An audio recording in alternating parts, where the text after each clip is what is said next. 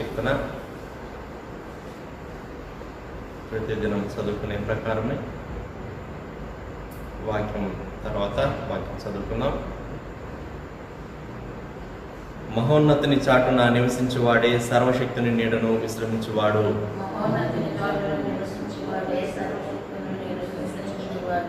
ఆయనే నాకు ఆశ్రయము, నా కోట, నేను నమ్ముకున్న నా దేవుడని నేను యెహోవాను గూర్చి చెప్పుచున్నాను.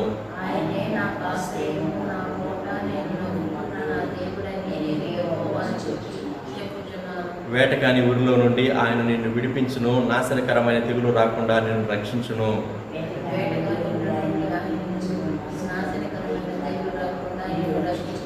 ఆయన తన రెక్కలతో నిన్ను కప్పును, ఆయన రెక్కల క్రింద నీకు ఆశ్రయం కలుగును. ఆయన సత్యము కేడమును డాలునై ఉన్నది.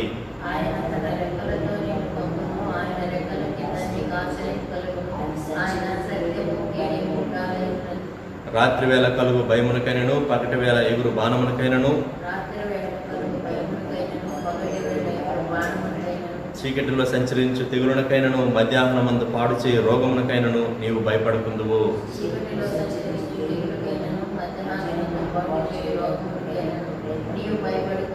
నీ ప్రక్కన 1000 మంది పడినను, నీ కుడి పక్కన 10,000 మంది కూలినను అపాయం నీ యొద్దకు రాదు.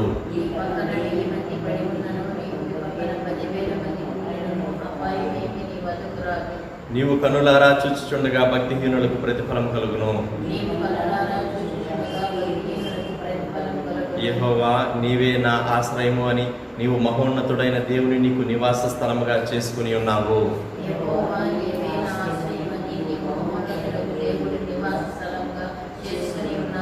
నీకు అపాయమేమీ రాదు, ఏ తెగులును నీ గుడారము సమీపించదు. నీ మార్గములన్నిటిలో నిన్ను కాపాడుటకు ఆయన నిన్ను గూర్చి తన దూతలకు ఆజ్ఞాపించును.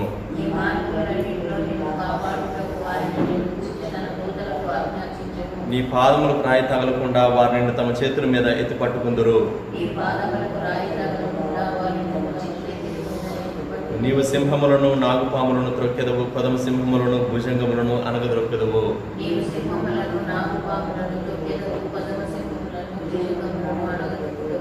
అతడు నన్ను ప్రేమించుచున్నాడు గనుక నేను అతని తప్పించదను. అతడు నా నామము ఎరిగిన వాడు గనుక నేను అతని గణపరచెదను.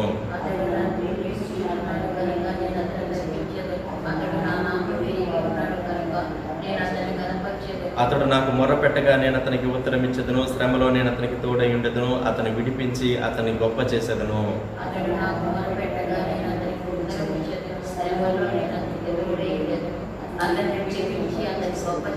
దీర్ఘాయువు చేత అతనిని తృప్తిపరచెదను. నా రక్షణ అతనికి చూపించెదను.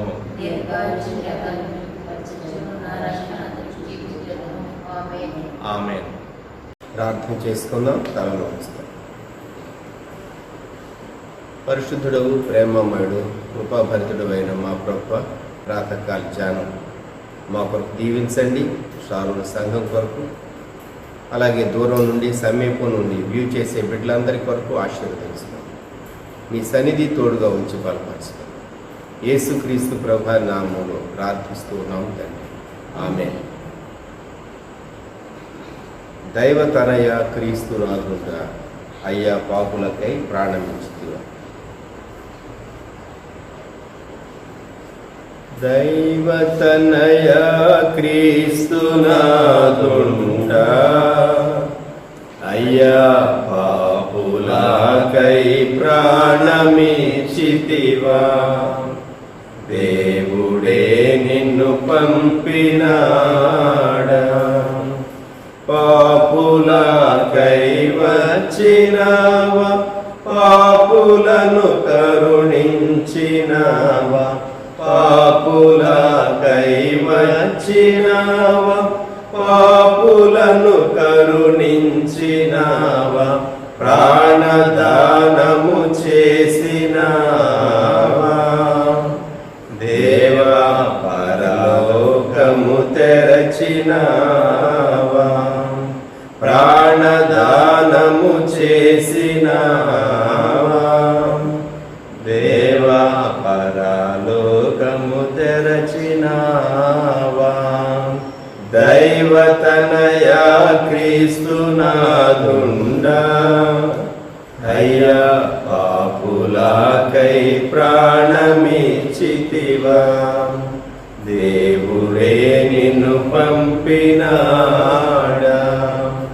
కల్వరిలో కాచినట్టి దివ్య రక్తము చేమమ్ము, కల్వరిలో కాచినట్టి దివ్య రక్తము చేమమ్ము, కడిగి పావన పరచినావా. దేవా కడకు బోరతో రానయ్యున్నావా, కడిగి పావన పరచినావా. దేవా కడకు బోరతో రానయ్యున్నావా. దైవతనయా క్రీస్తునాథుండా, అయ్యా పాపులకై ప్రాణమిచ్చితివా, దేవుడే నిన్ను పంపినాడా. మరణము జయించినావా, మరణముల్లో విరచినావా, మరణము జయించినావా, మరణముల్లో విరచినావా. మహిమతోడా లేచినావా. దేవా మాదు చింతలు తీర్చినావా, మహిమతోడా లేచినావా. దేవా మాదు చింతలు తీర్చినావా. దైవతనయా క్రీస్తునాథుండా, అయ్యా పాపులకై ప్రాణమిచ్చితివా, దేవుడే నిన్ను పంపినాడా. ధరణిలో అతి దుష్టులముగా దారి తెలియక దూరమైతిమి, ధరణిలో అతి దుష్టులముగా దారి తెలియక దూరమైతిమి. ధరణికే ఏ తెంచినావా. దేవా ధన్యులనుగా చేసినావా, ధరణికే ఏ తెంచినావా. దేవా ధన్యులనుగా చేసినావా. దైవతనయా క్రీస్తునాథుండా, అయ్యా పాపులకై ప్రాణమిచ్చితివా, దేవుడే నిన్ను పంపినాడా. ఆది అంతము లేనివాడ, అందరికి నీ దేవుడావు. ఆది అంతము లేనివాడ, అందరికి నీ దేవుడావు. అల్ఫయు ఓమెగయు నీవేగా. యేసు ఆర్భటించుచురానయ్యున్నావా, అల్ఫయు ఓమెగయు నీవేగా. యేసు ఆర్భటించుచురానయ్యున్నావా. దైవతనయా క్రీస్తునాథుండా, అయ్యా పాపులకై ప్రాణమిచ్చితివా, దేవుడే నిన్ను పంపినాడా. దైవజనురాలు భాను తాను మన మధ్య వాక్య పరిచర్య చేస్తాను. యేసుక్రీస్తు నామంలో మీకు అందరికీ శుభములు.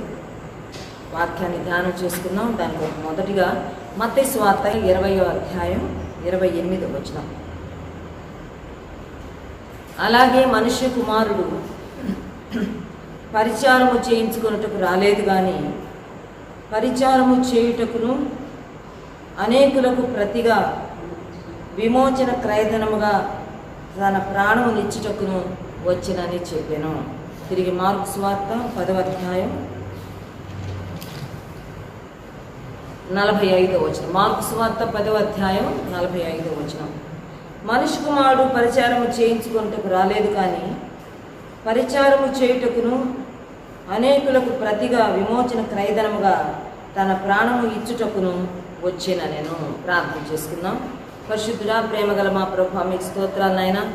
నమ్మకమైన మా తండ్రి, మీకు వందనాలు. ఈ ఉదయకాల సమయంలో మీ యొక్క నమ్మకత్వంలోనే, మీ యొక్క ఎడతెగని విశ్వాస్యతలోనే మీ సన్నిధానంలో ఇలాగూ మేము సమకూడడానికి మీరు ఇష్టపడినందుకు స్తోత్రాలు ప్రభా.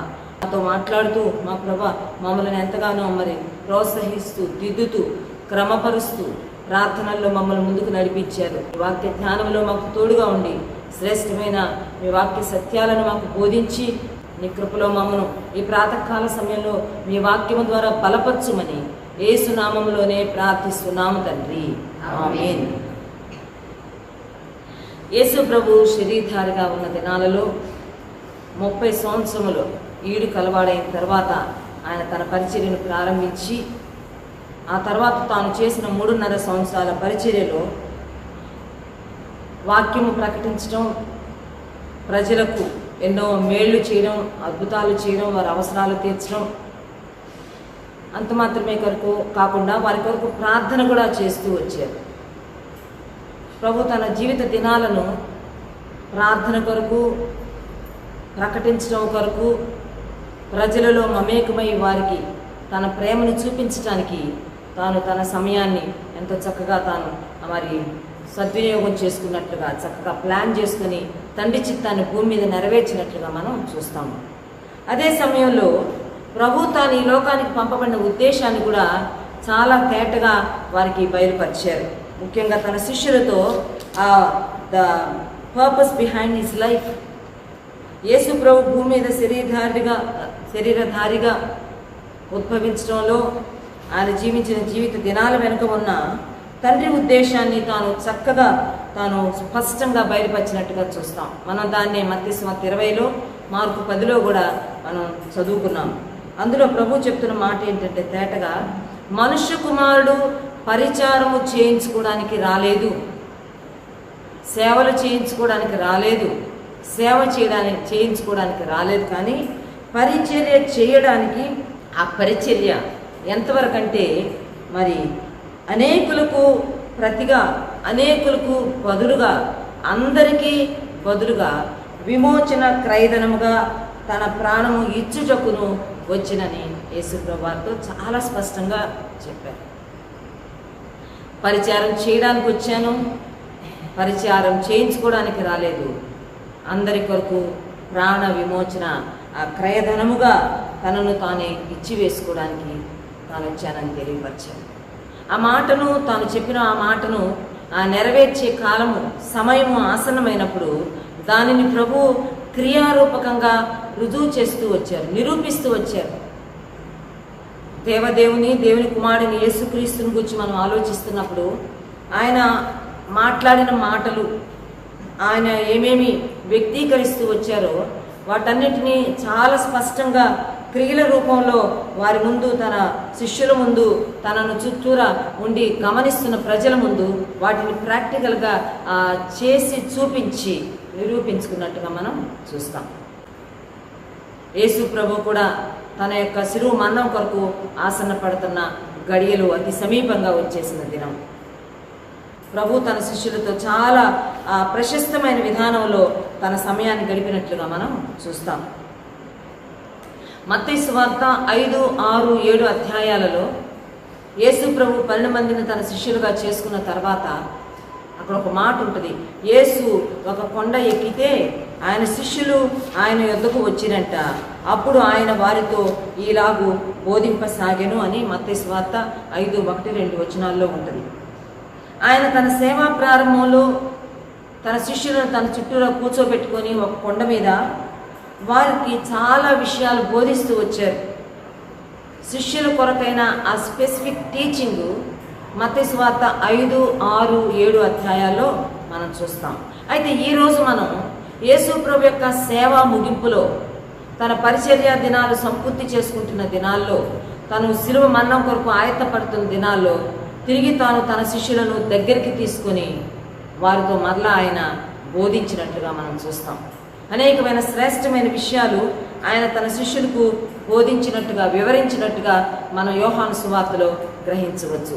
యోహాను సువార్త 13వ అధ్యాయం నుంచి 17వ అధ్యాయం వరకు ఈ దినము ప్రభు తన శిష్యులతో గడిపిన ఆ లాస్ట్ అవర్స్ యొక్క మరి మ్యాటర్ అంతా, అక్కడ జరిగిన సంఘటనల వివరణ మనకి అధ్యాయాల్లో దొరుకుతుంది. 13వ అధ్యాయం 14, 15, 16, 17 అధ్యాయం. ఆ పిదప తాను మరి రాత్రి అయిపోయి ప్రభు తన శిష్యులతో భోంచేసిన తర్వాత ఆయన కెద్రోను వాగు దాటి ఒలీవల కొండకు వెళ్ళినట్లు ఒలీవల కొండ మీద ఆయన ప్రార్థనలో ఉండగా ఇస్కరియోతు యూదా రావడం, ప్రభువును మరి వారికి అప్పగించడం, ఇవన్నీ జరుగుతాయి. ఈ సాయంకాలం ప్రభు తన శిష్యులతో కూర్చున్నప్పుడు ఆయన తిరిగి వారికి బోధింపసాగాడు. ఆయన వారికి బోధించిన విషయాలు మరలా 3 అధ్యాయాల్లో పరిశుద్ధాత్మ దేవుడు పొందుపరిచాడు. కొండ మీద తన శిష్యులను దగ్గర కూర్చోబెట్టుకుని చెప్పిన సంగతులన్నీ 3 అధ్యాయాల్లో సమకూర్చబడ్డాయి.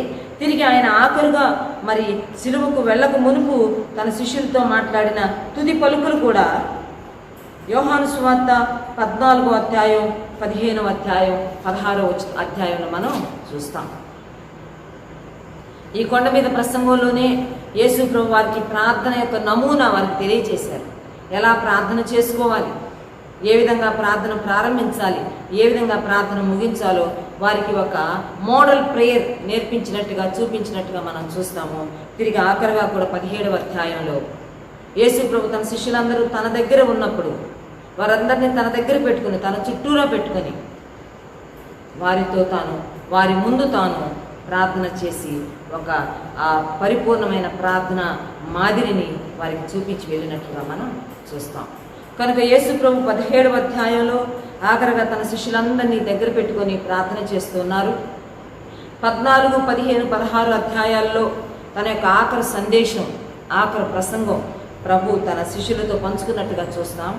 అయితే 13వ అధ్యాయంలో తాను దేని కొరకు ప్రార్థన చేయబోతున్నారో, తాను ఏ విషయాలు తాను చెప్పారో వాటిని తాను ఒక ఉపమానంగా, లేకపోతే ప్రాక్టికల్గా ఒక కార్యము చేసి వారి ముందు చూపించి, నేను మాటలు చెప్పేవాడిని మాత్రమే కాదు, నేను ప్రార్థనలు చేసేవాడిని మాత్రమే కాదు, నేను చేసి చూపించేవాడిని అన్నట్లుగా ప్రభు ముందు తాను ఒక కార్యాన్ని వారి ముందు చేసి చూపించి, ఆ తర్వాత వారితో మాట్లాడినట్లు ఆ పిదప వారితో కలిసి ప్రార్థన చేసి ఆ గ్యాదరింగ్ని ముగించినట్లుగా మనం చూస్తాం.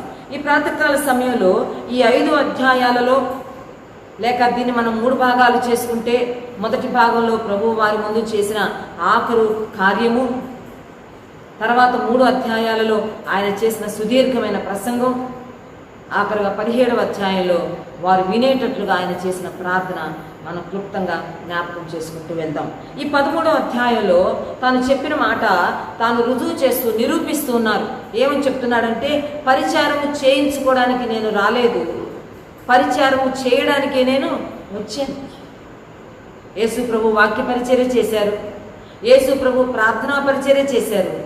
వారి కొరకు ఆయన శరీరధారి అయ్యుండి కూడా రాత్రులు మరి ఒలీవల కొండకు వెళ్ళి అరణ్యంలోకి వెళ్ళిపోయి ఆయన ప్రార్థన చేస్తూ వచ్చారు. అంత మాత్రమే కాకుండా ఆయన ఒక కార్యాన్ని వారి ముందు చేసి చూపించినట్లుగా మనం ఈ 13వ అధ్యాయంలో చూస్తాం.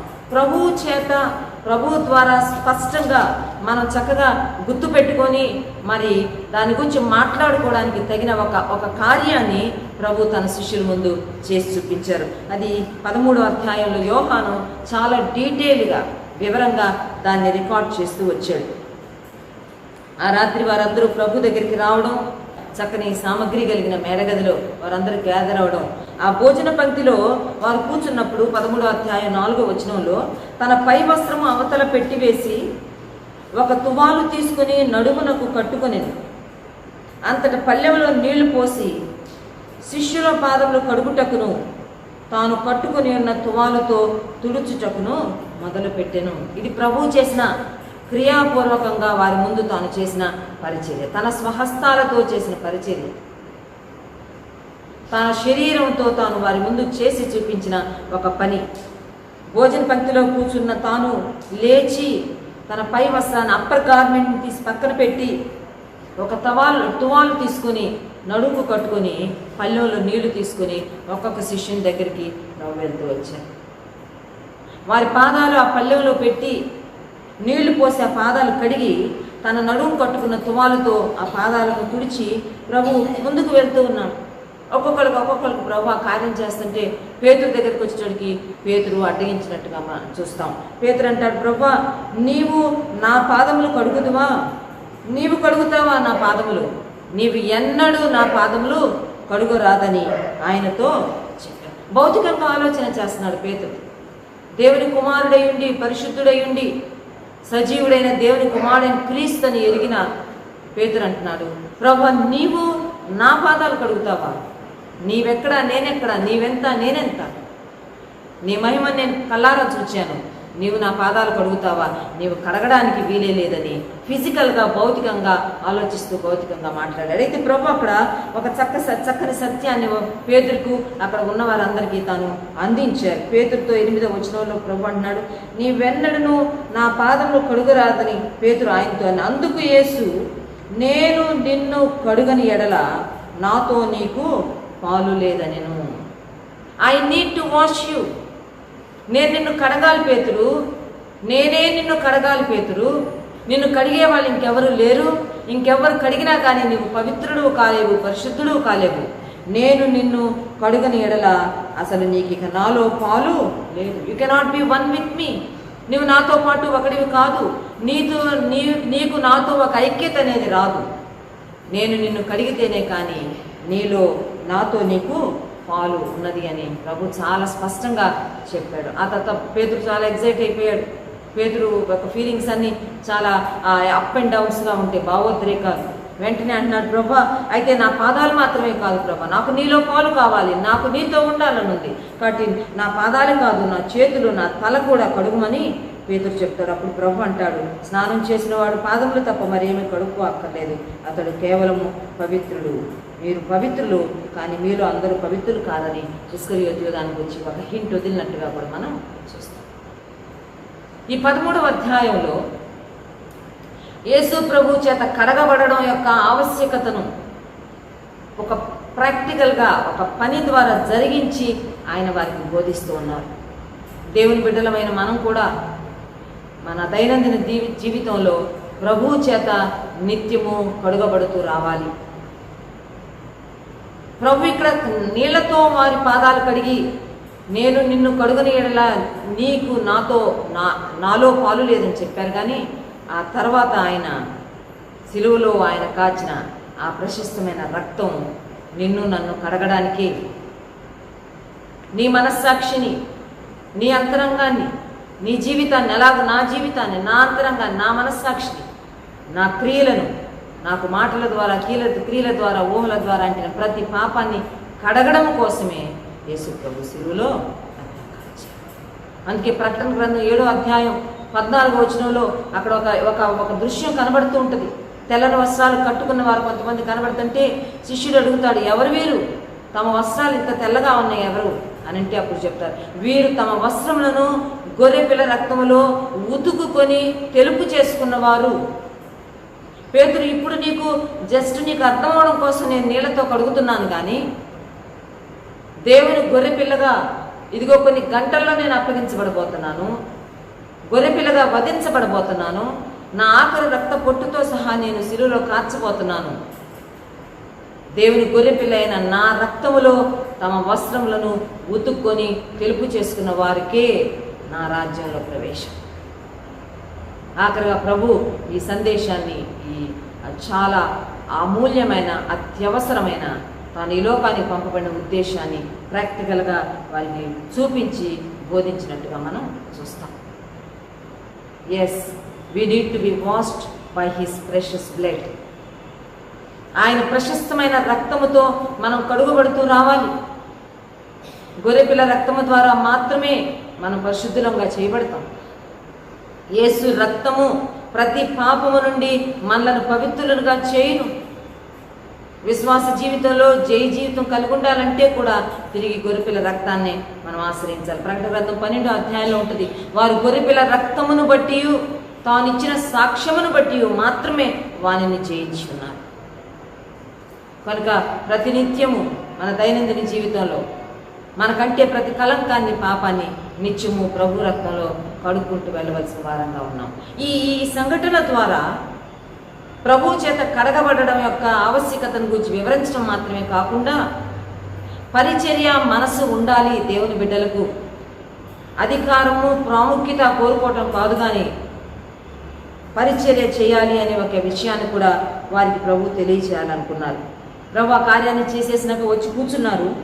కూర్చున్న తర్వాత వాళ్ళతో ప్రభు మాట్లాడుతున్నారు. నేను మీకు చేసిన పని మీకు తెలిసిందా? అర్థమైందా నేను మీకు చేసిన పని? దీని వెనకాల నేను మీకు ఏమి మెసేజ్ అందించాలనుకుంటున్నానో మీకు అర్థమైందా అని ప్రభు వాళ్ళతో మాట్లాడుతూ, మీరు నన్ను బోధకుడు ప్రభు అని పిలుస్తున్నారు కదా, బోధకుడును ప్రభునైన నేనే ఈ పని చేస్తే, మీ పాదములు కడిగితే మీరును ఒకరి పాదములు ఒకరు కడుక్కోవాల్సిన వారుగా ఉన్నారు, తగ్గించుకోవాల్సిన వారుగా ఉన్నారు. ఆయన దేవుడయ్యుండి, దేవుని కుమారుడయ్యుండి ఎలాగో తన్ను తాను తగ్గించుకుంటూ వచ్చారో దానిని కూడా ప్రభు అక్కడ హైలైట్ చేసి వారి ముందు ప్రత్యక్షపరుస్తున్నారు. ఒకటి, నాతో మీరు కడగబడాలి, నా చేతుల్లో నా ద్వారా మీరు కడగబడాలి. రెండవది, మిమ్మల్ని మీరు తగ్గించుకోవాల్సిన వారుగా ఉన్నారు. ఎదుటి వారి ముందు మీరు దీన మనస్సును వస్త్రాన్ని ధరించుకోవాలి అని ప్రభు చాలా స్పష్టంగా ఆయన వారి ముందు తను తాను తగ్గించుకొని చూపిస్తున్నారు. 15-16 వచనాలు అంటాడు, నేను మీకు చేసిన ప్రకారం మీరు చేయాలి, అందుకని మీకు ఒక మాదిరిగా ఉండటానికి నేను ఈ పని చేశాను. 17వ వచనంలో, ఇది సంగతులు మీరు ఎరుగుదురు కనుక వీటిని చేసిన ఎడల మీరు ధన్యులు. చూడడం మాత్రమే కాదు, వినడం మాత్రమే కాదు, గ్రహించడం మాత్రమే కాదు, you need to do practical. క్రియాపూర్వకంగా మీరు చేయాలి. You need to humble yourself before others. ఎదుటి వారి ముందు మిమ్మల్ని మీరు తగ్గించుకోవాలి అనే విషయాన్ని కూడా ప్రభు ఇక్కడ చెప్పినట్టుగా మనం చూస్తాం. ప్రభు ఈ 12 మంది శిష్యుల్ని తన ముందు పెట్టుకుని చెప్పేటప్పుడు తనతో పాటు 12 మంది శిష్యులు ఉన్నారు. వారిలో భిన్నమైన వ్యక్తిత్వాలు కలిగిన వారు ఉన్నారు, భిన్నమైన మనస్తత్వాలు కలిగిన వారు ఉన్నారు. వారి ముందు చాలా సంపూర్ణమైన మాదిరి సత్యాలు వారికి అందించాడు. ఆ పిదప ఈ 13వ అధ్యాయంలో ఇంకొక 2 సంగతులు కూడా చెప్పి తాను ముందుకు సాగిపోతాడు. ఒకటి, ఇస్కరియోతు యూదా తను ఎలా బిట్రే చేయబోతున్నాడో చెప్తారు. ఆ తర్వాత పేతురు తను ఎలా డినై చేయబోతున్నాడో కూడా ఈ అధ్యాయంలోని ప్రభు చెప్తారు. ఇస్కరియోతు యూదా తను ఎలా మోసం చేస్తున్నాడో ముందు చెప్పలేదు, పేతురు తను ఎలా తెలియదనబోతున్నాడో ముందు చెప్పడం లేదు, కానీ తాను ఏమి చేయాలో అది చెప్పి వారి పట్ల తన ప్రేమను చూపించి ఆ పిదప వారి పొరపాట్లను, వారు చేయబోతున్న విషయాలను, తనకు ఎలాగూ మరి వారు బాధ కలుగు చేయబోతున్నారో కూడా ప్రభు చెప్పినట్టుగా మనం చూస్తాం. మెట్టుకి 13వ అధ్యాయంలో ఈ పనంతా చేయడం ద్వారా, ఈ కార్యం చేయడం ద్వారా ఆయన వారికి చెప్పబోతున్న ఒక విషయం ఏంటంటే 13వ అధ్యాయం 1వ వచనం, తాను ఈ లోకములో నుండి తండ్రి యొద్దకు వెళ్ళవలసిన గడియ వచ్చినని యేసు పస్కా పండుగకు ముందు ఎరిగిన వాడై లోకములోనున్న తన వారిని ప్రేమించి వారిని అంతము వరకు ప్రేమించెను. ఎవరు తన వారని పిలుచుకున్నాడో, ఎవరు తన వారని ఏర్పరచుకున్నాడో వారి పట్ల తన ప్రేమలో మార్పు లేదు అని చేసి చూపించారు. ఇస్కరియోతు యూదా, నువ్వు నన్ను అప్పగించబోతున్నావు, but still I love you. పేతురు, నీవు నన్ను ఎరుగనని చెప్పబోతున్నావు, అయినా కానీ నాకు నీ మీద ప్రేమ ఉంది, నీ పట్ల నా ప్రేమలో మార్పు లేదు అన్నట్టుగా అందరికీ 12 మందికి సమానంగా వారి పాదాలు కడిగి వారికి తన ప్రేమను కనపరిచినట్టుగా మనం చూస్తాం. ఇది ఈ ఆఖరి దినాన ఆయన శిలువకు అప్పగ మునుపు కొన్ని గంటల ముందు వారి ముందు చేసి చూపించిన ఆఖరి కార్యం. ఇక 14, 15, 16 అధ్యాయాల్లో చాలా విషయాలు వారికి ఆఖరిగా బోధించాడు, శ్రేష్టమైన విషయాలు. ఎందుకంటే this is his last message. ఇది ఆయన యొక్క ఆఖరి సందేశం, ఆఖరి బోధ, ఆఖరి ఉపదేశం. మళ్ళీ ఇంకొక అవకాశం లేదు ఇలాగ ప్రత్యక్షంగా శరీర రీతిగా కూర్చొని మాట్లాడడానికి.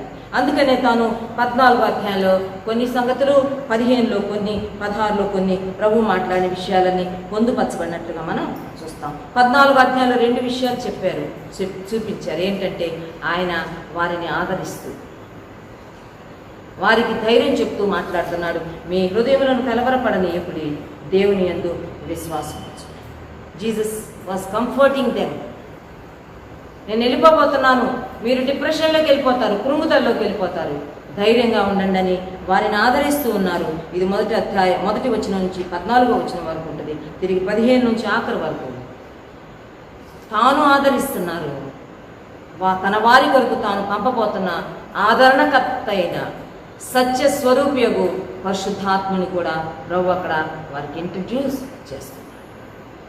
మీరు దిగులు పడొద్దు, మీరు బాధపడొద్దు, మీ హృదయములను కలవరపడనీయకుడి.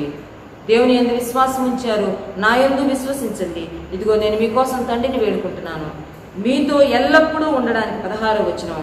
ఆయన వేరొక ఆదరణకర్తను అనగా సత్య స్వరూపియగు ఆత్మను మీకు అనుగ్రహించునని ఈ 14వ అధ్యాయంలో వారికి తెలియజేస్తున్నారు.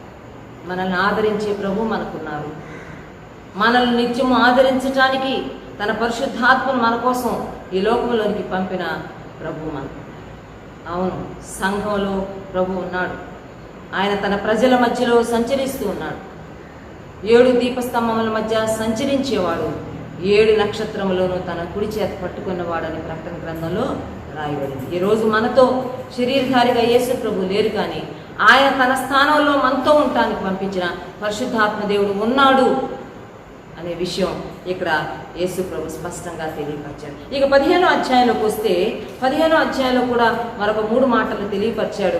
ఆయనలో నిలిచి ఉండవలసిన ఆవశ్యకతను గూర్చి, ప్రాముఖ్యతను గూర్చి తెలిపారు. దానికి ఒక చిన్న ఉపమానం పట్టుకొచ్చారు. ఒక ద్రాక్షావల్లిలో తీగలు ఎలా ఉంటాయో, ఒక ద్రాక్షావల్లికి తీగలు అటాచ్ అయి ఉంటే ఆ తీగలు ఎలా ఫలిస్తాయో, అలాగ మీరు ఎప్పుడూ నాలోనే నిలిచి ఉండాలి, లేక మీలో ఎప్పుడు నా మాటలు నిలిచి ఉండాలి.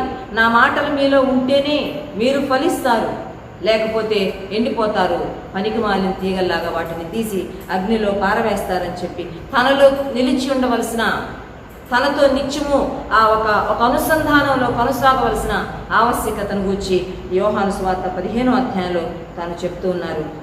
3 విషయాలు ఇందులో చెప్పారు. రెండోది ఏంటంటే లవ్ వన్ అనదర్, ఒకరినొకరు ప్రేమించుకోండి. చూడండి, ఇదే అధ్యాయంలో 17వ వచనంలో ఉంటుంది, మీరు ఒకరినొకడు ప్రేమింపవలనని ఈ సంగతులను మీకు ఆజ్ఞాపించుతున్నాను. ఈ సంగతులన్నీ మీకు ఎందుకు నేను ఒక ఆజ్ఞ రూపంలో చెప్తున్నానంటే లవ్ వన్ అనదర్. దేవుని బిడ్డలంగా మనం ఒకరినొకరు ప్రేమించవలసిన వారంగా ఉన్నాము.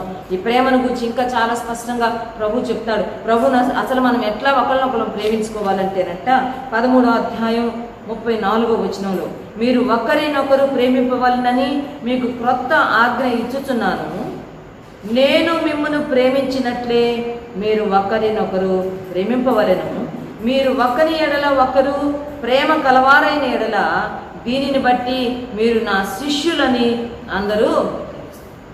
నిజంగా మీరు నా శిష్యులైతే, మిమ్మల్ని నా శిష్యులని లోకం ఎలా గుర్తుపడుతుందంటే, నేను లోకాన్ని ఎలా ప్రేమించాను, శత్రువులను ఎలా ప్రేమించాను, భక్తిహీనులను ఎలా ప్రేమించాను, పాపులను ఎలా ప్రేమించాను, నన్ను విమర్శిస్తున్నా, నన్ను అపహసిస్తున్నా, నన్ను దూషిస్తున్నా, ద్వేషిస్తున్న వారిని ఎలా ప్రేమించాను, అలాగ మీరు నన్ను ప్రేమించండి, అలాగ మీరు ఒకరినొకరు ప్రేమించుకోండి, దీనిని బట్టి మీరు నా శిష్యులని లోకం తెలుసుకుంటుందని 15వ అధ్యాయంలో చెప్తున్నారు. 3వ మాట ఏంటంటే, లోకం మిమ్మల్ని ద్వేషిస్తుందని కూడా ప్రభు పట్టబయలుగా కుండ బద్దలు కొట్టినట్టు చెప్పేసి, don't expect love from this world. ఈ లోకం నుంచి మీరు ప్రేమను ఎక్స్పెక్ట్ చేయొద్దు, లోకమును దానిలో ఉన్న వాటిని ప్రేమించొద్దని. అందుకే ఈ సువార్త రాసిన యోహాను తిరిగి తన పత్రికలో చాలా క్లియర్గా చెప్తున్నాడు, లోకాన్ని ప్రేమించొద్దు, లోకంలో ఉన్నదంతా శరీరాశ, నేత్రాశ, జీవపుటంబమే, లోకము నిన్ను ద్వేషిస్తుంది, గుర్తుపెట్టుకోండి అని ప్రభు చాలా స్పష్టంగా చెప్పారు. కనుక మనం లోకం నుంచి ప్రేమ ఎక్స్పెక్ట్ చేయాల్సిన అవసరం లేదు, ఎవరైనా మనల్ని ద్వేషిస్తే అప్సెట్ అవ్వాల్సిన అవసరం కూడా లేదు. ప్రభు ముందే చెప్పాడు లోకం మిమ్మల్ని ద్వేషిస్తుంది, ప్రభు ముందే చెప్పాడు మీరు ఒకరినొకరు ప్రేమించుకోండి, అదే సమయంలో మీరు నాలో నిలిచిపోండి. 16వ అధ్యాయంలోకి వచ్చేటప్పటికి తాను చెప్పిన ఆ సారాంశం అంతటిని తిరిగి 3 భాగాలుగా చేసుకుంటే, మొదటి 16 వచనాల్లో పరిశుద్ధాత్మ దేవుడు ఎలాగో వారికి హెల్ప్ చేయబోతున్నాడో ప్రభు చెప్పాడు. 13వ వచనం, సత్య స్వరూప ఆత్మ మీ మీదకి వస్తాడు, ఆయన మిమ్మల్ని సర్వసత్యములోనికి నేను మిమ్మల్ని గైడ్ చేయడానికి, మిమ్మల్ని నడిపించడానికి, మీకు మార్గాలు నిర్దేశించడానికి అని మీరు భయపడక్కరలేదు. సత్య స్వరూపయోగ ఆత్మ మిమ్మల్ని సర్వసత్యములోనికి నడిపించును అనే విషయాన్ని వారికి తెలియజేశారు. అంతేకాకుండా ఆయన వాళ్ళకి చెప్పిన మరొక 2 మాటలు ఏంటంటే, నా నామములో నా పేరట తండ్రిని అడుగుడి. ఆస్క్ ఇన్ మై నేమ్, నా పేరట తండ్రిని మీరు అడగండి, అప్పుడు మీరు ఏది అడిగినను అది ఆయన మీకు అనుగ్రహించినది. 16వ అధ్యాయం 23వ వచనంలో మనం చూస్తాం. మీరు తండ్రిని నా పేరట ఏమి అడిగినను ఆయన మీకు అనుగ్రహించును. మూడో విషయం ఏంటంటే మీ దుఃఖం సంతోషంగా మారుతుంది. నేను వెళ్ళిపోతున్నానని మీరు భయపడుతున్నారు, బాధపడుతున్నారు, దుఃఖపడుతున్నారు. అయితే గుర్తుపెట్టుకోండి, మీ దుఃఖం, your sorrow will be turned into Joy, సంతోషంగా మారిపోతుంది. ఎందుకో తెలుసా? సత్యస్వరూప ఆత్మను పంపబోతున్నాను. ఆత్మదేవుడు మీతో ఉండి మిమ్మల్ని నడిపిస్తాడని తన యొక్క ఆ ప్రసంగాన్ని, ఆఖరి సందేశాన్ని యేసు ప్రభు తన శిష్యులతో ముగించినట్లుగా మాట్లాడినట్టుగా మనం చూస్తాం. ఆ తర్వాత ప్రభుకి శిష్యులకి ఇంత ప్రశాంతమైన టైము, ఇంత ఒంటరిగా ఏకాంతంగా మాట్లాడుకునే సమయం రాలేదు. 17వ అధ్యాయంలో తన శిష్యుల్ని దగ్గర పెట్టుకొని తాను చేసిన ఆఖరి ప్రార్థన మనకి కనబడుతుంది. యేసు ప్రభు వాళ్ళకి చెప్తున్న విషయం ఇదే. వాళ్ళకి అందిస్తున్న ఆఖరి గడియల్లో వారికి పంపిస్తున్న విషయాలు ఏంటంటే, అందజేస్తున్న విషయాలు ఏంటంటే, పరిచర్య చేయండి, నా మాటలలో నా యందు నిలిచి ఉండండి, మూడోది ప్రార్థన చేస్తూ ఉండండి. ప్రార్థనా జీవితాన్ని కాపాడుకోమని ఆయనే ప్రార్థించి చూపించారు. ఈ యొక్క 17వ అధ్యాయంలో యేసు ప్రభు చేసిన ప్రార్థన మనకు కనబడుతుంది. తన శిష్యుని దగ్గర పెట్టుకొని ప్రార్థన చేశారు. ఇంకొక రకంగా చెప్పాలంటే మరొక మోడల్ ప్రేయర్, మరొక మాదిరి ప్రార్థన.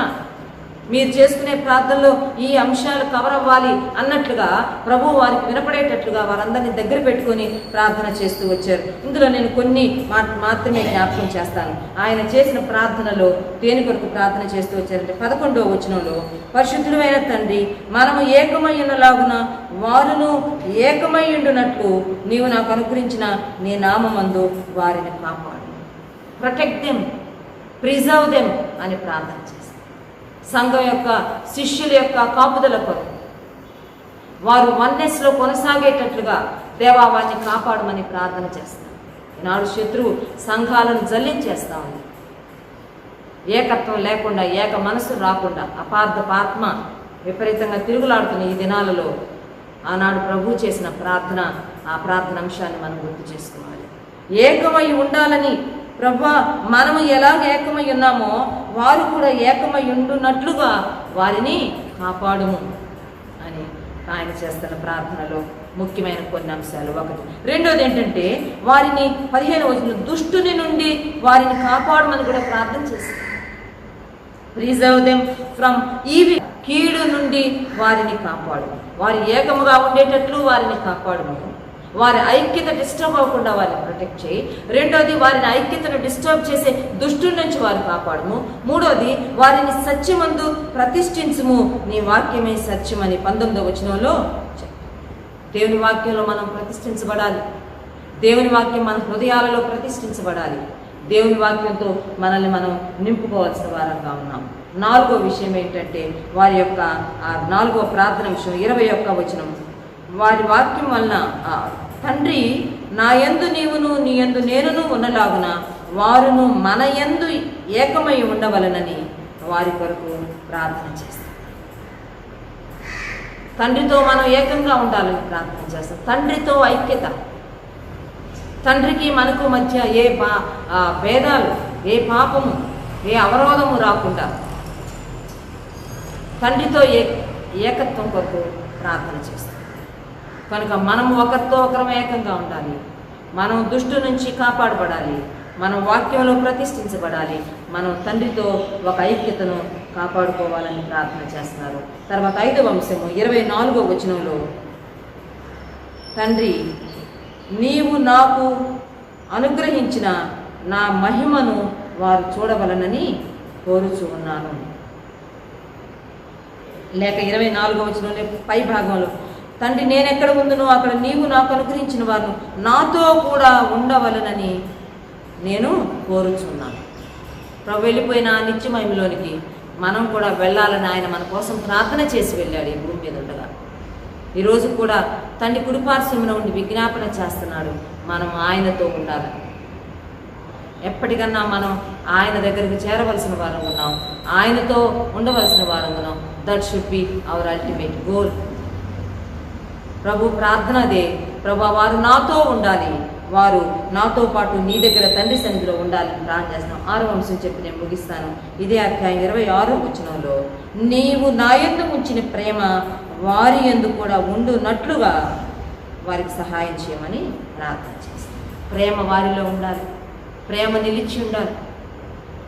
అపోస్తులైన పౌలు కొరింథీ సంఘానికి రాస్తూ 13వ అధ్యాయంలో చాలా సంగతులు రాస్తూ ప్రేమ యొక్క ప్రాముఖ్యత, విశ్వాస జీవితంలో ఉండవలసిన ప్రేమ కాగా విశ్వాసము, నిరీక్షణ, ప్రేమ ఈ 3 నిలిచి ఉంటుంది. వీటిలో మళ్ళా ముఖ్యమైనది, శ్రేష్టమైనది ప్రేమయే. We need to love one another. ప్రభువును మనం ప్రేమించాలి, ప్రభు ప్రేమను మనం లోకానికి కనపరచాలి. ఆ రీతిగా మనం దేవుని బిడ్డలమని లోకానికి కనపరచాలి. ఈ ప్రాతకాల సమయ ప్రార్థనలో ఆయన చేసిన ఆఖరు సందేశం, ఆయన చేసిన ఆఖరి విజ్ఞాపన, ఆయన చేసిన ఆఖరి సంఘటన మనం జ్ఞాపకం చేసుకోవాలి. మనం కూడా ప్రార్థించే వారంగా ఉండాలి, దేవుని మాటలు చెప్పుకునే వారంగా, ధ్యానించే వారంగా ఉండాలి, క్రియాపూర్వకంగా దేవుణ్ణి మనం లోకానికి అందించే వారంగా ఉండాలి. అటువంటి కృప షారోను సంఘానికి, అంత మాత్రమే కాకుండా లైవ్లో ఎవరెవరైతే ఈ ప్రోగ్రాంలో పాలుపంపులు పొందుతున్నారో దేవుని పేరు పెట్టుకున్న దేవుని బిడ్డలందరికీ అటువంటి కృపను దేవుడు అనుగ్రహించి దేవుడు ముందుకు నడిపించాలని ప్రార్థన చేసుకున్నాం. ప్రేమగల తండ్రి, కృపా సత్య సంపూర్ణుడా, దయగల ప్రభువా, మీ స్తోత్రాలు, వందనాలు చేయించుకుంటున్నాం నాయన. మంచి సమయం కొరకు మీకు వందనాలు చేయించుకుంటున్నాం ప్రభువా. దేవా మరి తండ్రి నాయన, మీ శిష్యులతో మీరు ఆఖరి గడియల్లో ముచ్చటించినటువంటి విషయాలు, బయలుపరిచినటువంటి విషయాలు, నేర్పించినటువంటి ప్రార్థనలు దేవా మరి తండ్రి నాయన, ఈ ఉదయకాలంలో అద్భుతంగా మీరు మాకు పరిశుద్ధాత్మ ద్వారా మీరు వివరించినందుకు మీకు స్తోత్రాలు, వందనాలు చేయించుకుంటున్నాం ప్రభువా. అవును తండ్రి, మనిషి కుమారుడు పరిచర్య చేయించుకున్నట్టుకు రాలేదు కానీ అనేకులకు ప్రతిగా ప్రాణం పెట్టుటకును, అనేకులకు పరిచర్య చేయుటకును దేవా మీరు వచ్చారని మీరు సెలవిచ్చిన గొప్ప దేవా మీకు స్తోత్రాలు చేయించుకుంటున్నాం. అవును ప్రభా, మరి తండ్రి నాయన, మా దగ్గర మీరు పరిచర్య చేయించుకోలేదు కానీ నాయన, మీ శిష్యులకి మీరు పరిచర్య చేశారు ప్రభా, ప్రార్థనా పరిచర్య చేశారు దేవా మరి తండ్రి నాయన. అలాగే అనేకులకు వాక్య పరిచర్య చేశారని, అనేకులకు ప్రభా మరి తండ్రి ప్రభా అయా అనేకులను స్వస్థపరిచి దేవా వాళ్ళ గాయాలు కట్టి దేవా మంచి ఆరోగ్యం ఇచ్చి అటువంటి శ్రేష్టమైన పరిచర్య మీరు చేశారన్న విషయాలు మాకు జ్ఞాపకం చేసినందుకు మీ స్తోత్రాలు చేయించుకుంటున్నాం. అవును నాయన మరి తండ్రి ప్రభా, మేము కూడా నాయన మీ మనసు కలిగి మేము సాగిపోవాలని దేవా మీరు మాతో మాట్లాడుతూ వచ్చినందుకు మీ స్తోత్రాలు చేయించుకుంటున్నాం ప్రభా. దేవా ప్రభా అవునాయన, మీరైతే శిష్యుల పాదాలు కడిగారు, మేము కూడా అట్టి మనసును మేము కూడా ధరించుకోవాలని సెలవిచ్చారు, మీకు వందనాలు. నేను మీకు చేయలాగున మీరును అనేకులకు చేయండి అని మీరు సెలవిచ్చారు, మీకు వందనాలు. మేము కూడా ప్రభా ఎంతో తగ్గించుకొని ప్రభా అనేకులకు ప్రభా మరి తండ్రి పరిచర్య చేయడానికి సహాయం చేయమని ప్రార్థన చేస్తున్నాం. మీ ఆత్మశక్తి బలవంతో మమ్మల్ని అందరూ కూడా మీరు నింపండి నాయన. మీరు ఇచ్చినటువంటి ఆజ్ఞలు, మీరు ఇచ్చినటువంటి నియమాలన్నీ కూడా మేము చక్కగా పాటిస్తూ ప్రభా దేవా మరి తండ్రి చివరికి ప్రభా మరి తండ్రి మీ సన్నిధిలో మేము చేరేటువంటి సంతోషం, భాగ్యం అందరికీ కూడా కలుగజేయమని ప్రార్థన చేస్తున్నాం. ఆ దినాల్లో ప్రభా మీ శిష్యులు ఎలాగైతే మీ మాటలు విని హృదయంలో తలపోసుకొని మీరు నేర్పించినటువంటి ప్రార్థనలు నేర్చుకొని దేవ శ్రేష్టమైన యోగ్యమైనటువంటి విశ్వాసపు పోరాటాలు పోరాడి దేవ చక్కగా ప్రభా అనేకులకు మాదిరికరంగా ఉండి దేవ సమాజ సేవ ఎంతో ప్రభా ఘనంగా జరిగించారు.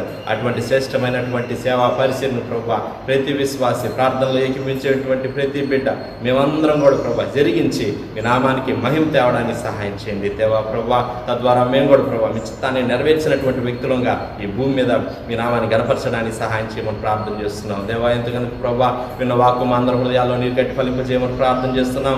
వాక్యం అందించినటువంటి అమ్మగారిని బట్టి మీ స్తోత్రాలు, వందనాలు దేవా. మరి తండ్రి ప్రభా లైవ్లో ఏకీపించినటువంటి ప్రతి బిడ్డ కొరకు మీ స్తోత్రాలు చేయించుకుంటున్నాం ప్రభా. ప్రతి ఒక్కరిని జ్ఞాపకం చేసుకొని దీవించండి, ఆశీర్వదించండి. ఈ దినమంతటి కావాల్సినటువంటి గొప్ప శక్తి దీవెన ప్రభా మరి తండ్రి నాయన మీరే కలుగు చేయమని ప్రార్థన చేస్తున్నాం నాయన దేవా. మరి తండ్రి ప్రభా అలాగే ప్రభా మరి గుడ్ ఫ్రైడే, ఈస్టర్ దినాల్లో మేము ఉంటూ ఉండగా ప్రభా మరి మీ మీద ఎక్కువగా మేము ఆనుకొని ప్రభా మీ సిలువుకి ఇంకా దగ్గరగా వచ్చి ప్రభా మీ దగ్గర నుంచి ఎంతో శ్రేష్టమైన కాపుదల భద్రతను మేము పొందుకొని శ్రేష్టమైనటువంటి దీవెనలు మేము పొందుకోవడానికి సహాయం చేయమని దేవా మరి తండ్రి సమస్త ఘనత మహిమ ప్రభావాలు మీకే ఆరోపించుకుంటూ యేసుక్రీస్తు వారైతే పరిశుద్ధమైన నామంలో స్తుతించి ప్రార్థన చేసి అడిగి వేడుకుంటున్నాం పరలోకపు తండ్రి, ఆమేన్.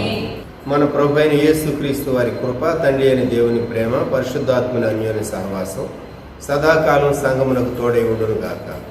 ఆమేన్. ప్రభు నామములో మీకు అందరికీ వందనాలు.